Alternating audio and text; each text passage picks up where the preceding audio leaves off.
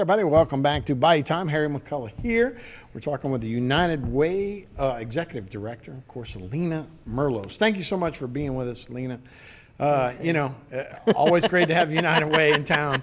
It's been a heck of a 2-year run for us. And look, everybody thinks you guys are just helping everybody, but all your employees, yourself, everybody's in this together because you guys live in the community and are going through the same things everybody else is. But let's give us an update on, Thanksgiving, that kind of stuff and where we're at. We have some stuff we're still working on. So if you have been displaced by the storm and you've had to find a new place to live, we have a rental assistance program that'll pay up to $1,000. So we'll either pay up to $1,000 of your first month's rent, or if you've actually found a hotel stay, we'll pay up to $1,000 of a hotel stay.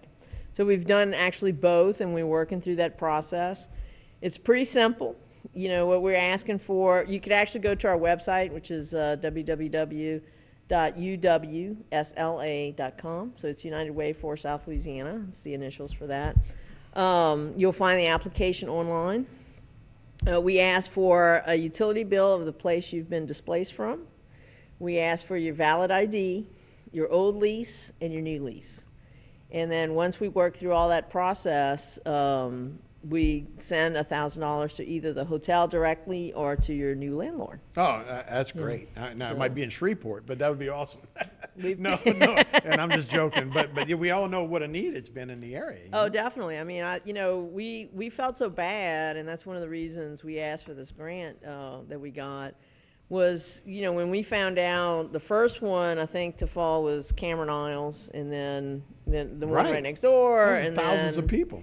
And I said, those apartment complexes are huge. Right. And I said, and we actually, right after the storm for about 3 weeks, had to rent a U-Haul because we were doing these pop-up distributions, which we're kind of still doing, actually.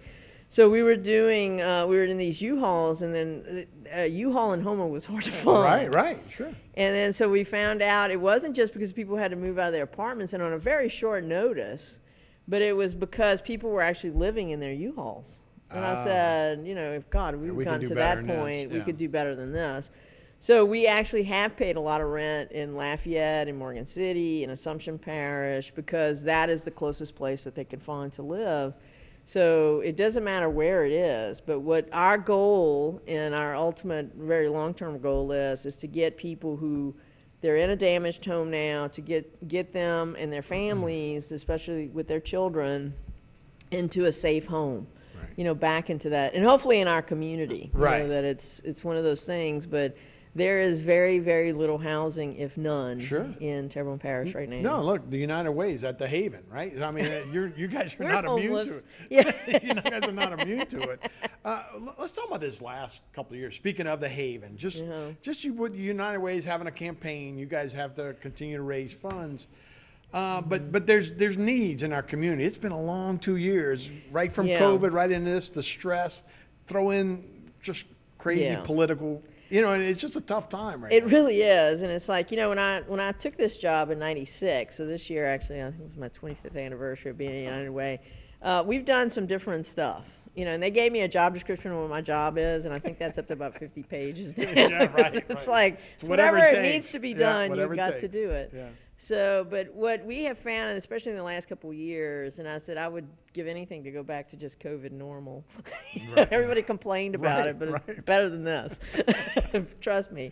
But we had to adapt.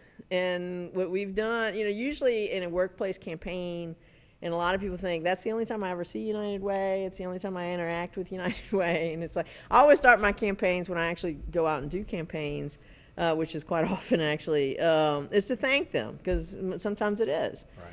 But they don't realize that if they're getting help from the Haven, if they're going to the food bank because they need to, and a lot of people this year have had to go to the food bank to get help. If you're getting, if you're in Morgan City and your family's getting Meals on Wheels from the Council on Aging, that is United Way at work. Right. That we are, and this time we said, we are the boots on the ground. And this time we were literally the boots on the ground. So a lot of people saw us, I should be really good now because we've been blessed by everyone in those cars that pass by. But right now, we're raising money for the normal things that we fund, but that need is only going to continue to grow, because I think this year, last year we actually did a lot of campaigning by Zoom, so we never actually left the office. Right. And I don't really like that, because I like to speak to my donors. I like to see what's on their mind. But I think this year, more than ever, we had a lot of people who thought, I have given to United Way. I have always given to United Way. I have given because I wanted to help someone else. I never thought I would get help from United Way. Right. And then but they were in those lines because they had no electricity at their house. They had no way to feed themselves. They needed cleaning supplies. So what we said is, like, it's not you have to be in this income level. Right. It's just a matter of need. Right. And so we handed out cleaning supplies, and it makes me feel good to do that, because if we could cover that need and you don't have to pay for it, then that means that might be 2 more sheets of sheetrock that you can buy that you didn't have to, you're not paying for cleaning supplies and the sheetrock. But I think, like you said, we're all in the same boat, we're from the same community. So. Yeah, and to be able to help like that, it helps so much. I was volunteering in St. Charles the other day, but it was like, now that we're a federal funded program, these people have to go here. They had a red card and they had a yellow, and it was like, it didn't sit right with me. It's like, anybody needs help, come in and we'll help out, and we appreciate it. So Alina, thank you so much for being with us, and best of luck with the fundraiser. Thanks a lot. Thank you, I appreciate it. All right, we'll be back with more Bayou Time right after this.